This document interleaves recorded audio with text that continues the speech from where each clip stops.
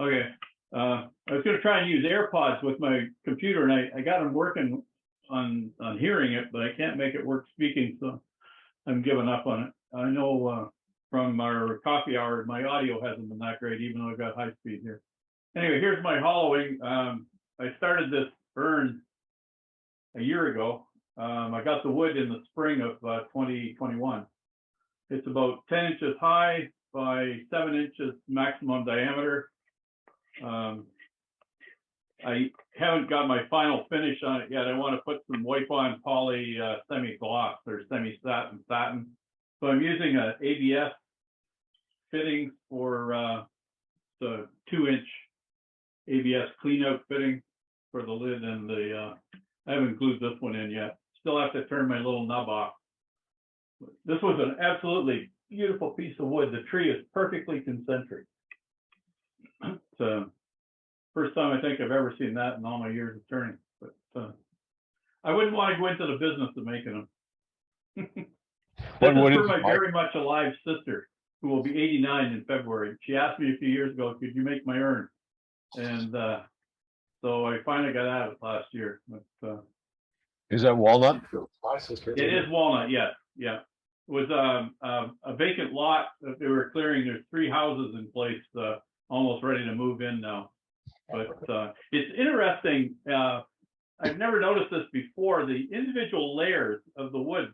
This has got 2 or 3 coats of wipe-on poly, Watco, and the different layers of wood absorb the oil differently. So that's one of the. I really want to put the wipe-on poly on. It'll give a nicer depth to the finish, I think. Oh, okay, sorry. Okay, thank you. That's what I thought. Did it tell us what kind of wood it was? Did I miss it? Walnut. Is it walnut? The top had to come from another piece of walnut that I had dried down. I had too many splits, couldn't get around it.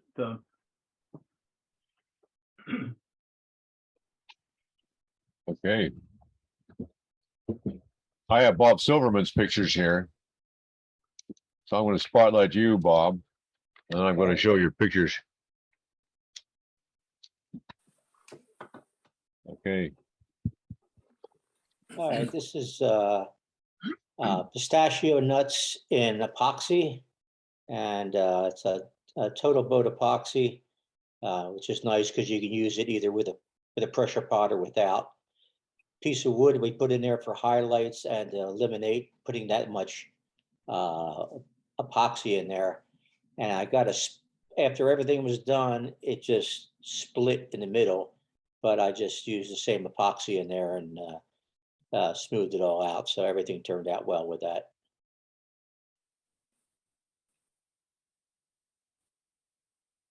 This is, again, this is pistachio nuts and peach stones that put in epoxy, and it gives off a nice contrast, especially the pistachio nuts, because most of the time you only see the outline and they come out white. So and it's a midnight blue epoxy, and there's the floor is wood on that one.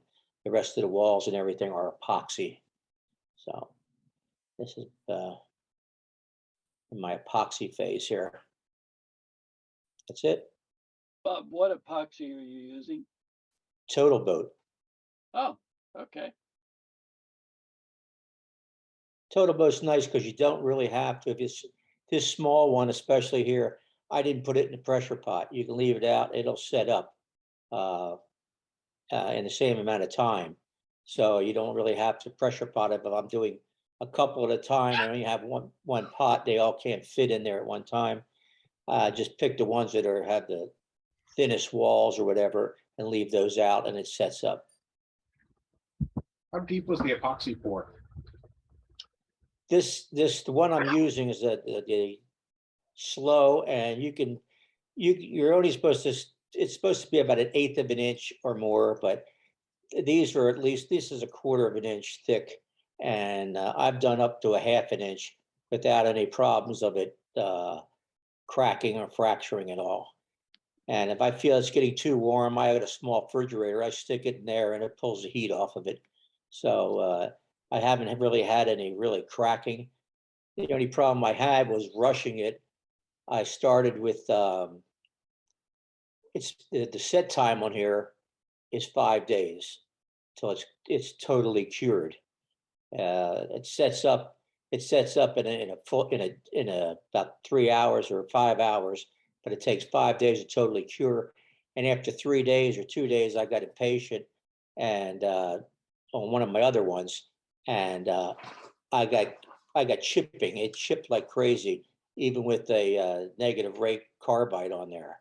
So like this one here, I left 5 days and it just turned smoothly off of all the epoxy just came off in nice ribbons. I'll shoot a question. Yeah, is it getting any bubble issues when he doesn't use the pressure pot?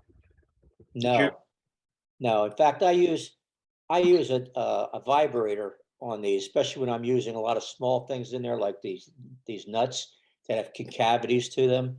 And I put them in slowly, and the vibrator, which I use, it's a dental instrument, really. It just vibrates it. We used to pour up models, and it slowly put the nuts in and tamp them down. So it keeps the epoxy moving a little bit, so it has a chance to get into all the crevices. And you really, if I see any bubbles, I can flash them with a heat gun. But this is a slow set, so everything comes up and it's gone. So it's really no problem. So the seeds didn't float? Pardon me? So the seeds didn't try to float right up to the top? And no, you have up to the top, up when you keep tamping them down all the way around, and when it gets to the very top, you might have a few that float up, but for the most part, it holds. Especially if you turn them upside down, they've got epoxy in them, like these two that are on top there, and they really don't float. There's really not a problem with that. So I had more problem with the peach stones because they had more surface area.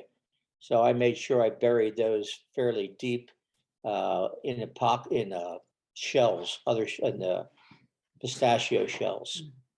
But I really didn't have a problem with that.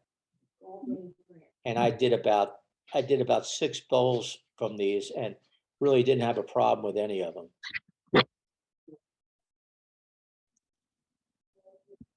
Grotzinger looks like, Yeah, what do you got, Tim? I have a piece of spalted maple. It's about 5 inches in diameter, 5 inches high. Side walls maybe a 1/4 inch thick. Top holes 3/8 of an inch, and it's right on the pith of the branch. And I did this by taking out the bottom and gluing it back in, which you really can't tell. Nice. So it's really concentric as far as the rings. Very nice. And finish with poly.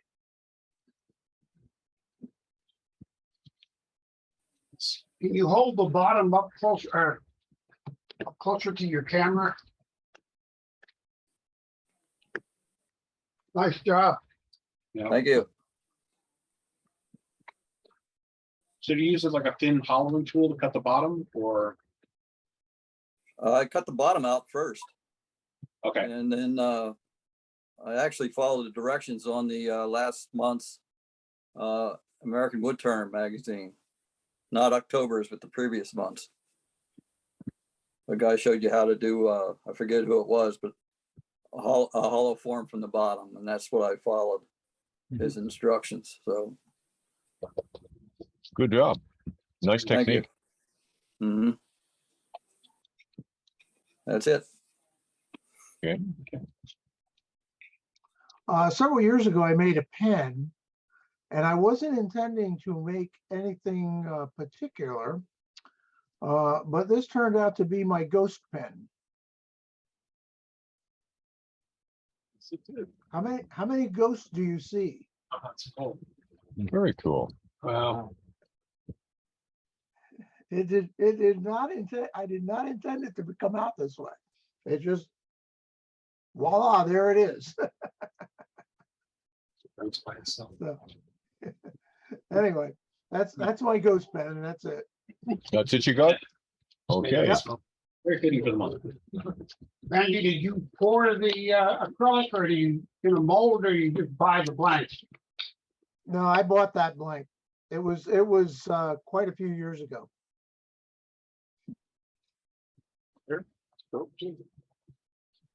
Okay, gonna get the spotlight off of him. We got Bowman here. Yeah, What do you got? well, here's what I got. I was gonna try to share you, and I think I still will. I have pictures of it. But I gotta get out of my view. Sorry, guys. You wouldn't think I'd known this stuff. This is a maple bowl. I think Hold on, Eric hold it Tom tells still. me it's probably red. Stop waving it around. Sorry. It's probably, he says probably red maple. It was cut down by the river here just a couple months ago after the storm, and I rescued it. The unique thing about this, I've been playing around, excuse me, I get it in the center again and I'll hold it still. I've been playing around with dyeing wood, and I put a textured band on this. It's all the same wood, and dyed it. Well, as dye does, it seeped out the pores and got into both of the upper and lower below the band. So I turned it down a little further, and now I have a band that's proud. So when you grab it, you're touching the band.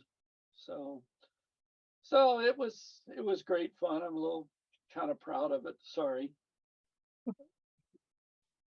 Nice. Could you put the band portion up close to the camera? Yeah, just a second. Sorry, I'm going blind here because I have an app open in front. Let me see where that. Yeah, now quit waving it around. There you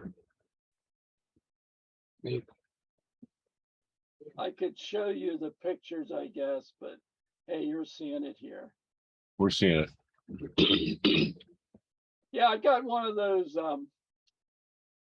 I think it was Ron Brown's texturing things that you just hold up against and rolls. Textures. I tried the one that dips little chunks out, but I wasn't having much luck with it.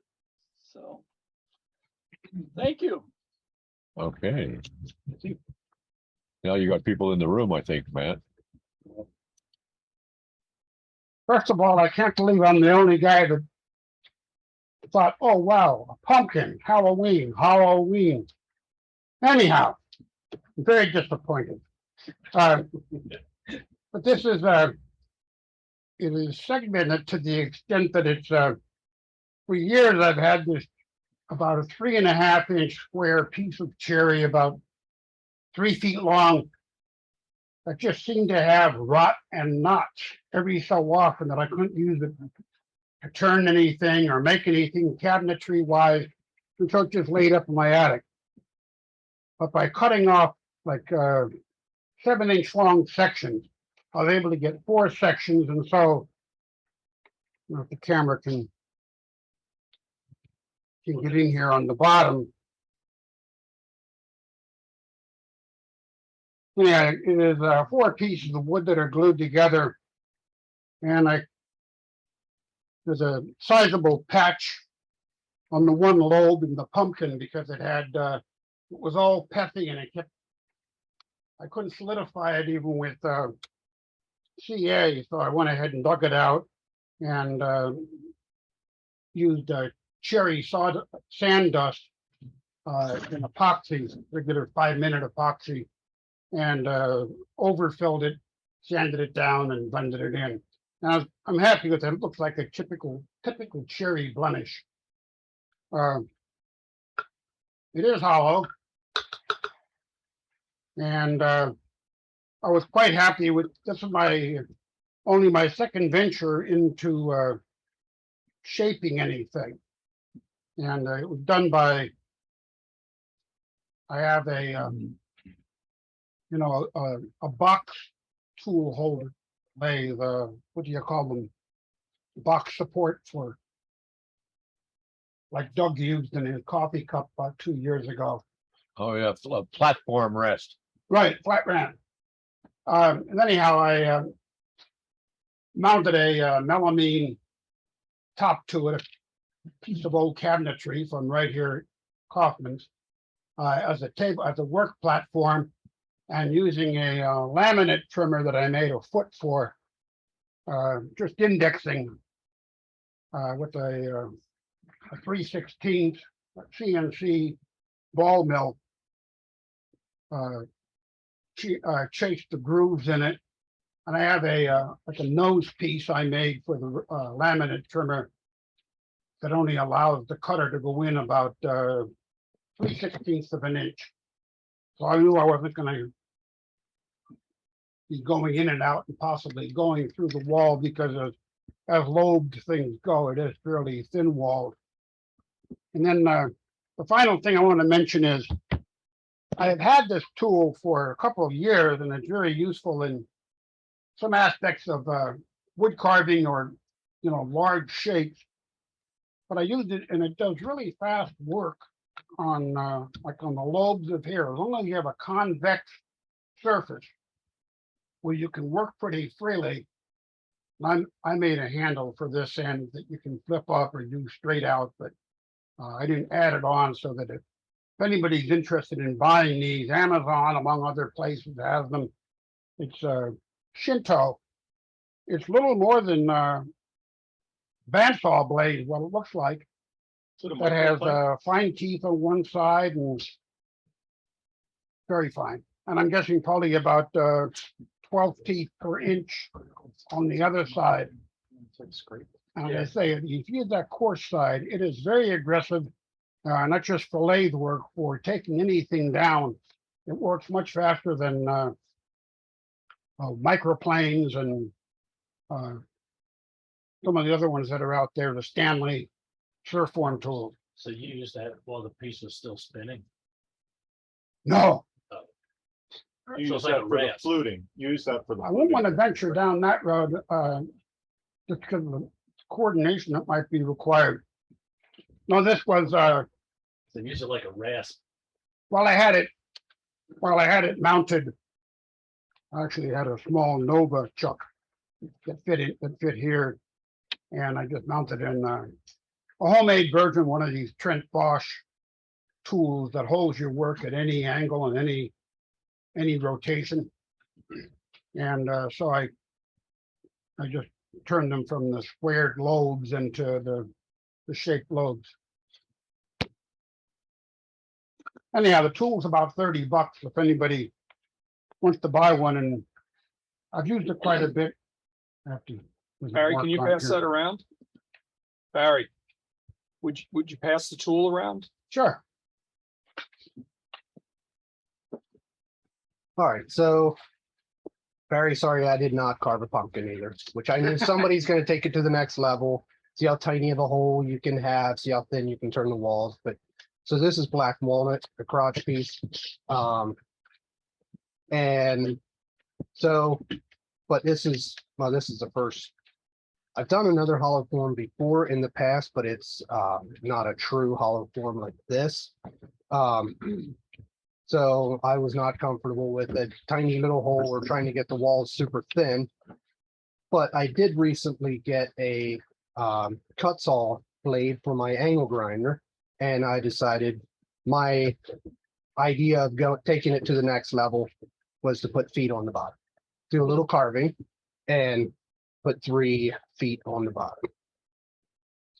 Put my brand on the bottom of it. And the finish on this is the first time I'm using this finishing technique. It's a waterlock gloss finish partnered with the Feel buffing system. So it's my first time, like I said, using that. So there's some really nice crotch feathering in there. a little bit on this side. And I had a crack in here that I filled with black CA glue. Yeah, I'm picking that up, not too much. Very nice form for the wood figure. That's what I was going for to get this crotch figuring across the top. The pits are still in it. Right here is the one side, the other side is right in the, right there and there, so. But Very, very nice. Afraid to put a high gloss finish on something that any void at all shows up big. yeah. That was another question I had was, what is the kind of good practice rule for hide gloss versus satin finish, or like, I know not everybody likes shiny. Shiny But- sells. You want to sell, shine it up. If you don't want to sell it, let it be satin. I've heard that women prefer shiny and men prefer satin, Okay. and women are the ones that buy it. So, as you said, shiny silk. Shiny stuff. Shiny Okay. stuff. Okay. I really like this finishing technique. Like I said, it's the first time using it. It's just the process. I put 2 coats on. First coat was, I just turned this piece this past Saturday. So I put first coat on Saturday night, second coat on Sunday, and I had it sitting out in my shop, and in this cold, wet weather, last night it was still slightly tacky. So this morning, before I went to work, I went out and actually did the final polishing on it with the Beal buffing system. So the polish is. It was regular waterlocks gloss? Yeah, Now, did you buff or anything in between the coats? with the triple E buffing. I did, yes, I sanded to 800 grit, then hit it with the triple E buffing wheel before the first coat and before the second coat. Okay. Then after this morning, I just did the white diamond and the wax. Wow. I'm surprised you got a good finish in 2 coats. I usually find Waterlocks takes 3 coats. The second coat was really heavy. It was a little heavier than I intended, but You'll find it better if you do 3 thinner coats. You'll get a better finish. I was concerned that I'm gonna need 3 coats and I'm not gonna have it done for tonight. So. We like working Waterlocks progress too. I put waterlocks on everything I do. And first thing I do is I put a shellac sealer on. Okay, I use that shellac seal coat they call it, and I thin that about 50-50 with alcohol. okay, I use that as a seal coat, and then I can get away with 2 coats of waterlocks. okay. Most of the time I'll do 3 coats. Mhm. Yeah, the other reason to use shellac is usually, probably not in this case, because that's a lot of feathering in the crotch, but usually there's walnut is really porous. So Right. you sand and you get that, all the white on inside the pores of the piece. So you put a shellac or a sanding sealer on and then sand, so that the shellac is lying in the troughs of those pores, and you Gotcha. won't get the sanding dust in there. But it doesn't look like you've had it, probably because that, where the crotch is gonna be the Right. hardest, least porous part of the tree. Right. You must have been a little nervous with that cut saw though, on a 4.5 inch angle grinder. Those things are tough. A little bit. It's the fine tooth, Okay. but on an angle grinder, yeah, I'd like to get a Dremel tool then. Because I told my wife, by the time I was finished turning and carving this thing, I said, I don't know how soon I'm gonna do another one of these. But now I'm saying I should do another one soon because I kind of like it. Have a Dremel tool you can have with an extension, so you can have it. Okay. I'll bring it next time. Thank you. I brought a few pieces that I made a while ago. Since I'm here, this is what this piece was originally for, so you can focus on that. Turn the piece so you don't have to be moving the camera all the time. This is a segmented Purple Heart piece that I got. Ron, remember those? I was out in Mountain Joy, and a guy was selling a whole bunch of park benches from Washington, and they look like they're 2x4s. They look like hell, but in the middle of them was 1x3 of solid Purple Heart. So I got a whole bunch of Purple Heart for $1 a board foot. And it's obviously, that's what Purple Heart looks like after it's been sitting around for 50 years. This is a cherry hollow form. Hollow forming was my sort of go-to style for quite a while. I got up, and so this one here was one I did free form with sort of like the tools that David Ellsworth recommended, you know, that sort of thing. I got into Trent Bosch and other hollow forming jigs only because when you're doing a big hollow form with a free form like David Ellsworth, I now have tennis elbow because all it takes is a couple of catches and then you're really gone. So it's really hard on your elbows and short. So, you know, I agree that everybody can do it that way, but I'd rather have my shoulders and have a fantastic hollow form. Then I've another one. This is an egg, and I'll put this together with it again. And again, that's what that finishes. Ellsworth put up in one of his books about bleaching with a 2-part wood bleach, that you do that. And this is one of the neat things I think about salted maple is that you can get this 2-part wood bleach and then have a game of paint by numbers with the wood bleach. Do one coat and then you do the second coat, and then it keeps it all in line. So it really highlights the white areas. Right, bleach didn't lighten up the spalting. No, it doesn't. Yeah, it's a very interesting question. I've never seen it happen. In fact, if you take a close look at these, you can actually see where the bleach has actually gone across some of the surface where it's actually gone across the black, and it hasn't really lightened it up at all. The biggest thing is just make it neutralized. So Doug. Yeah. Which, I mean, you talked about paint by numbers. So are you actually using a brush on that? Yes. I just you take the bleach and get one of the V artist brushes that you can get, a fine V artist brush, maybe a 1/4 inch or a 1/2 inch artist brush, and use that. Because if you use a 1/2 inch, the V artist brush, then you can get in around the very edges quite easily and brush it around. You're just bleaching the light part. Yes, you only bleach the light parts and you don't bleach the rest of it. Is it straight bleach or you diluted? No, it's straight. It's a wood bleach that you can. I forget what the name of it is. I'll look it up after this. I'll find the name. But it's Zinsers. Pardon? You're using Zinsers. It's a 2-part. It comes in two-part bleach. Is that Zinsser? Well, there's a couple different ones. Yeah, but- yeah, but it's definitely a 2-part where you put the first one on and then put the second one afterwards, and you don't go back to the first one. You need to wash everything down again because you'll get a really nasty reaction if you try and reverse the process again. So What's the composition of the second part? well, I think one is sodium hydroxide and the other one's some sort of something else to go with it, but they're just 2 chemicals that they sell. You bleach, Powder or liquid? Liquid. you bleach and then sand. Yeah. Well, almost. This was what you do is you end up bringing it down to your final sand, bleach it, and then you sand it again. So when you're at the final, like this one here would have been sanded. I think I sanded down to about 600 grit, and then bleached it, and then sanded it again before varnishing. Then you put the varnish on afterwards. And then finally, this was one that was my hollow forms I've been doing a while. This one here is a I got a. I'll put this up. I don't know if you can hold it there, but anyway.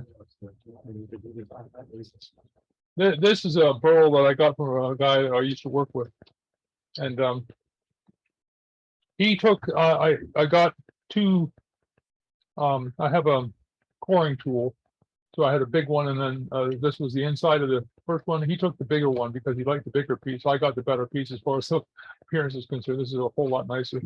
So that was and it's just finished with a couple coats of high gloss polyurethane wipe on. I use wipe on and not the pure stuff. Just that goes on. Doug, what kind of wood is that? I'm sorry. This is cherry. Yeah, cool. I've been rather fortunate of getting a couple nice sized cherry burls recently. So anyway, that's my show and tell.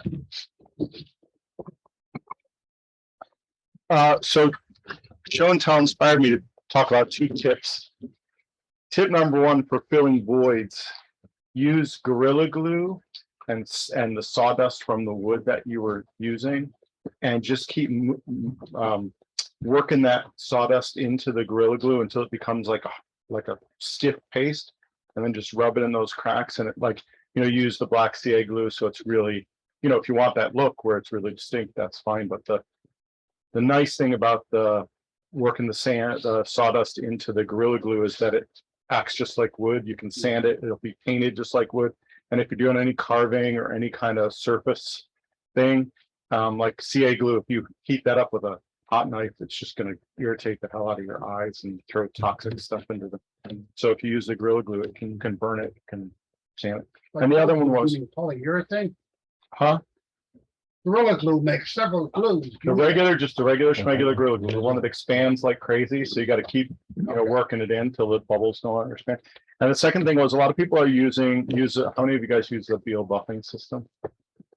Yeah, so I found that the Beal buffing system is problematic because those wheels are close together, but Beal makes an extension for 1.5 8 TPI that you can put, and it's a 3/8 inch. You can use a 3/8 inch bolt and get buffing wheels from Rio Grande, which is like a jewelry supply company, for literally nothing. And you can cut the cost of the Beal buffing system in maybe like a quarter.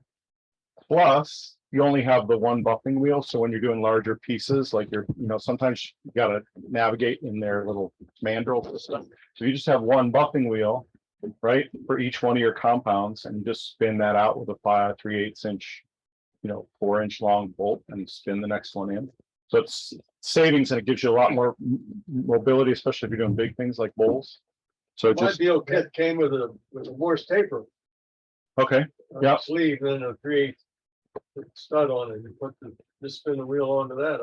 Yeah. So the ones that I've seen that I find problematic how to do that with the 3 wheels. Yeah, the 3 wheels, I don't get it. So, but they do make a cool extension, which is nice and solid. It's like, 2-inch diameter, and it's about 4 inches long. So you can get it quite a ways away from your headstock. You can really do most big things. Yeah, the one I got, the set I got has just a bolt in each wheel. And I just clamped my Jacob's chuck in my. Oh, so you're just doing the Jacob's. Put that in there and just tighten it on the chuck. Yeah. You buy a kit from Beal? Yeah. Yeah, like I said, mine came with a sleeve with a Morse taper on. Just put that in. Yeah. So I've sort of been going nuts with these things. And I've been getting. So I started with the hardest ones. This one's one of the rosette windows from Notre Dame. And I think it took me 30 hours to pierce that. It's because it was the first one I did. And then I did this one, which doesn't look like much, but in a second I'll show you, it's actually quite cool. And then I said, well, why am I making it so hard on myself? So I just started making, like, this one's all triangles. So I made one of all triangles.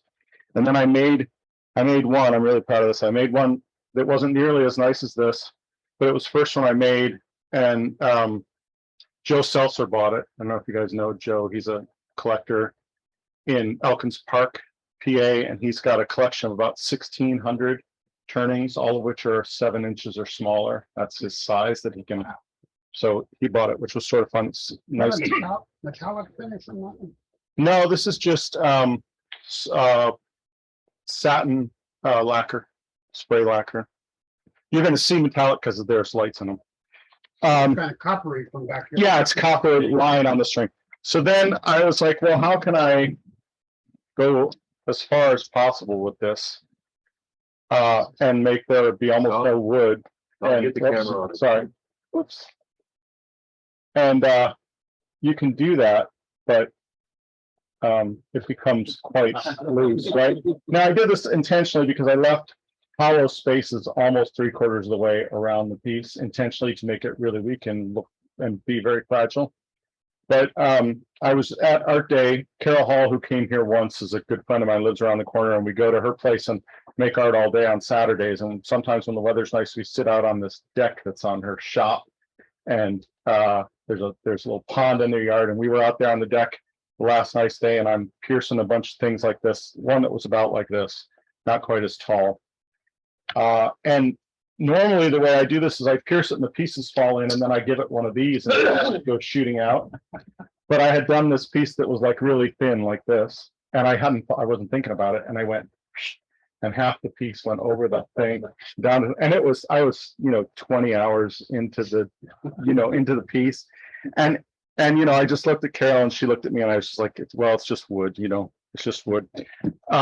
Well, that's the way you got to feel about stuff when stuff like that goes bad. But then I learned from that you can't shake the pieces out. What you have to do is cut big enough holes that the pieces just fall out. So that was the result of this one.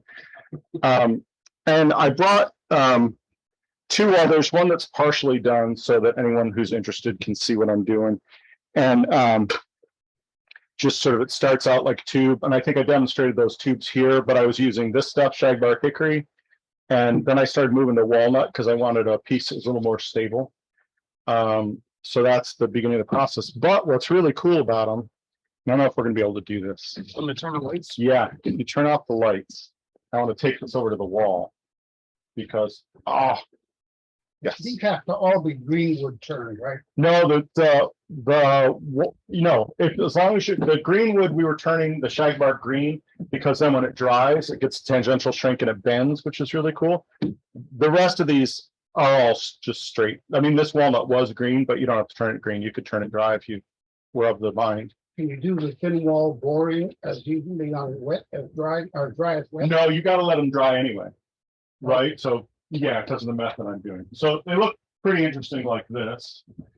But what's really cool is they throw these super neat shadows. So if you put them in a corner, like they can act as an accent light. Like if you have a mantle or something, you put them in a corner and they all make sort of different.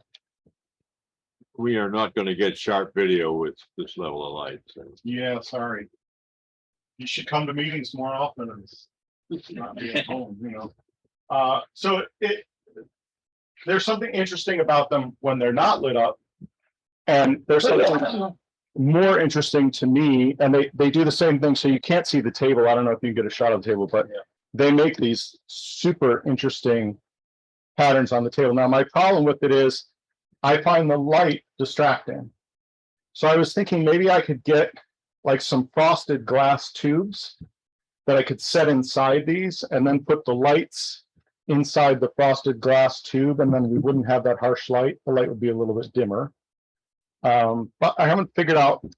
Then I thought, well, maybe I could carve them and then cast them in epoxy and then light them from the bottom and the epoxy would glow. I haven't quite figured it out. So if anyone has a, brilliant idea. Yeah, I So think you could put a. Yeah, the only problem is you'll see the seam. Like I was thinking about a tube, but you'll see the seam eventually. I mean, you'll see the seam. Don't carve that area. Don't carve the area with scissors, but then all the way down, you won't have this. You'll have, or you could do it with this one. So I think this one looked boring to me when I did it. I thought, oh, there's an interesting thing that matched. But what I really found fascinating is it gets this sort of pixelated, sort of, I don't know. Looks like Abraham Lincoln in the center there. Now we see the ghost. So a curved piece of cardboard in the background is part of the display. Yeah, so what well, that's interesting that you say that. So what I'm actually thinking about doing is turning. Oh, That's no good. Sorry, I thought we were going to turn the lights back on, but if you want to turn the lights on. So what I was thinking about doing was turning a giant cylinder of like rock maple or hard maple or something, and cutting it in half, putting a lid on it, a pedestal on it, and then setting these inside that so when they light up, you can see that, really nice. Yeah, but so it's just, and then the nice thing about it is, if you don't mind turning tubes, the turning's not so exciting, but you can do whatever you want, the design, right? Like I did some uniform sort of geometric things, and then I started just making wacky shapes and carving those in. And then this one, I really liked this circle, so I left it there, and I'm going to start dyeing pieces. So this piece isn't done yet. I think it actually may end up going in the wood pile because the dye bled. But but I started just dyeing little pieces of it to give it some visual interest, because it can get, when you're this thin, it can just start to look like a skeleton to me, sort of scraggly. It needs something. And that circle was just right in the right place. So I'm starting to use that idea. What So are you using for carving? I'm using a NSK Presto. So a dental drill, like with high powered air driven dental tool. So this is sort of taking off on that. And I just randomly scribble shapes. I cut them out on stickers. I stick the stickers on here. I trace around the stickers. I pull the stickers off. And then I just start carving away. And so this has that same circular, some of those crazy shapes and circular themes. So I'm not bored with it yet. It's meditative because you're just carving, like you're just piercing stuff, and you have to be really careful or else you go through. So the first one of these that I did, I went through it, and while I was finishing it, it cracked. So then I had to cut one of the shapes out so it didn't look like it was cracked, it didn't look like a mistake. And then it gave this huge open hollow, which made it completely unstable. It sits on my mantle, no one can touch it. Like there's a sign on it that says don't touch this. I think you said during your demo of those that was that the drill that 300,000, 400,000 RPM or something? 30,000. 30,000? Yeah, 30,000. There's another one that another turner, Daniel Barber, uses, and I have to figure out what it is she's doing because it's a lot faster. Now the problem with this is there's two things. If you want to get them really stable, finish them first, because the finish goes all the way through them, solidifies, makes them hard. But then when you're cutting through this at 30,000 RPM, all the edges burn. So then you have to put a new bit on the drill and turn it way down to like 10 or 15,000 RPM. And then just go in here and run that all along every one of the sort of internal cut edges to get out the. Now, some of you may know about Ben Foe, who was like the original master of piercing wood pieces. And he used to sand in between all of his pieces. So at first I took popsicle sticks and I mitered, sanded down the edges so they'd be very thin, and put sandpaper, glued them, tack glue sandpaper on them. And I was sanding between everything. I was like, there's gotta be, he was doing like slats. So they were straight, they were regular, and there weren't that many of them. I mean, that's hours of sanding with sandpaper, and there's no saying you won't break through one. You press a little hard and they're pretty fragile. So then I figured out I could use the drill at a much lower speed with a fresh bit. So I have one bit that's a piercing bit and one bit's the sanding bit. And I can just run that along each one of those edges, and in about an hour, hour and a half, I can sand all the edges down so the black's all gone. So. What I've heard with those, when you're using the Dremel running 3,000-4,000 RPM, they'll want to crawl or run away on it. Yeah. Whereas you get into 40,000-50,000, you can control it and it won't run on you. Yeah, so this dental tool, the bits are 1/16 of an inch in diameter. They're tiny, and the blades on them are super tiny.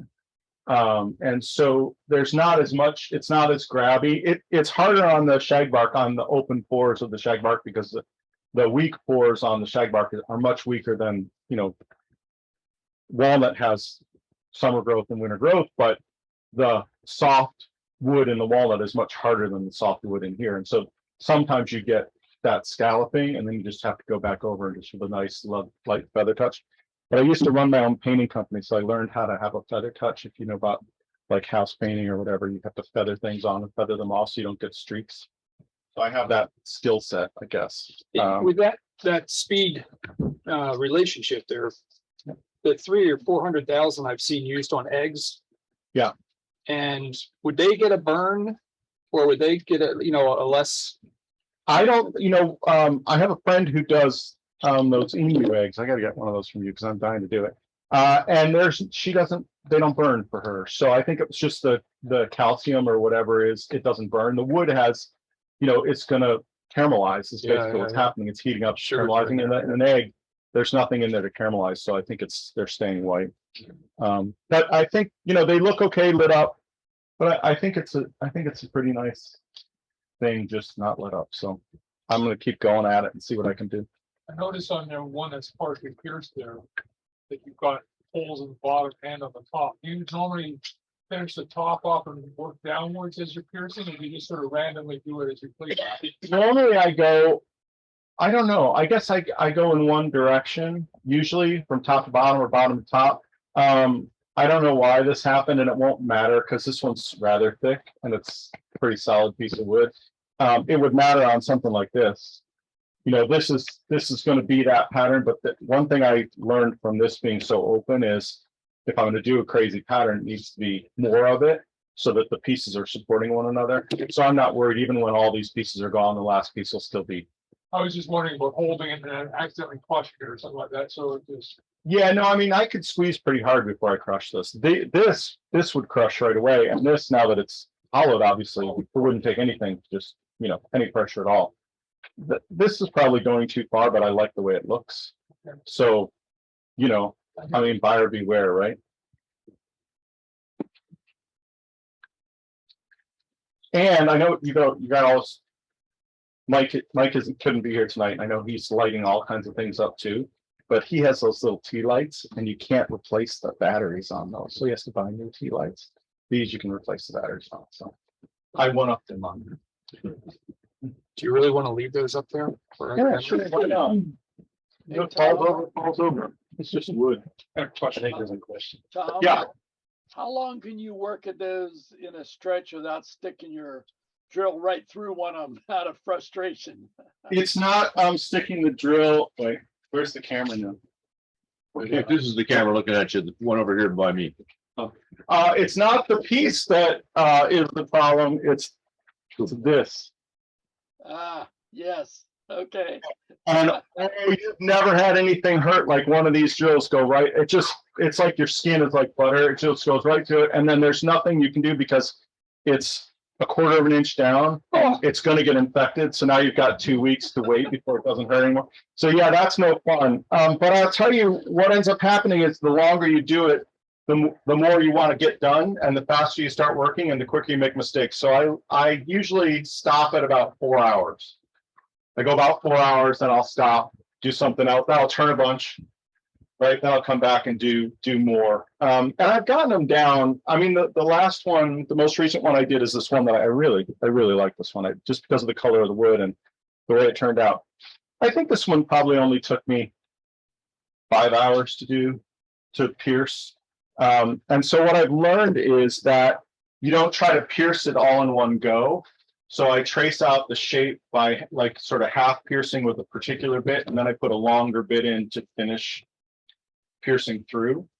So yeah, so then you've also established a perimeter, sort of like you would do on a hollow form where you don't want your gouge to skip. So you cut a little line with a parting tool, and then your gouge has somewhere to run. If you partially pierce these, then you can go back in, and you're not as prone to make perimeter mistakes. Was that sapwood on the top of that one that you held up? Is that sap? Yeah. So I started with these shagbark hickory ones because they have this nice heartwood sapwood relationship, and you can get the sapwood on the bottom. So what you're basically doing is taking a slice of the log and then cutting that slice up into straight billets. And so you can get heartwood and sapwood on both sides, but you have to have a piece that has enough sapwood, and the shagbark does that. The walnut doesn't always have enough sapwood to do that, or the sapwood gets really soft around the bark. So they're mostly just sapwood on one end. This I started for what last month's challenge was anything segmented. It's a combination of walnut and maple. What worked for me, this was, on the whole, I was very pleased with how it glued up. Most of my joints are very tight. With one a little bit loose, I was glad it caused me no trouble. I had tried several times to do the hot glue onto a blank. This time it worked. I've had a number of those fly off the lathe, so I was glad to see that it worked this time, came off cleanly. It's not as smooth in the bottom as I would like it to be. And I think maybe if I'd done some more scraping, that might have helped. I'm not quite sure there. But yeah, on the whole. Beautiful piece. That's my piece. Alan, have you tried the thick CA glue like Lyle Jamison does? I have not tried fix the egg glue, no. Okay. He does that. He swears by, he does all his turning with thick CA glue on wood on a faceplate. So, Okay,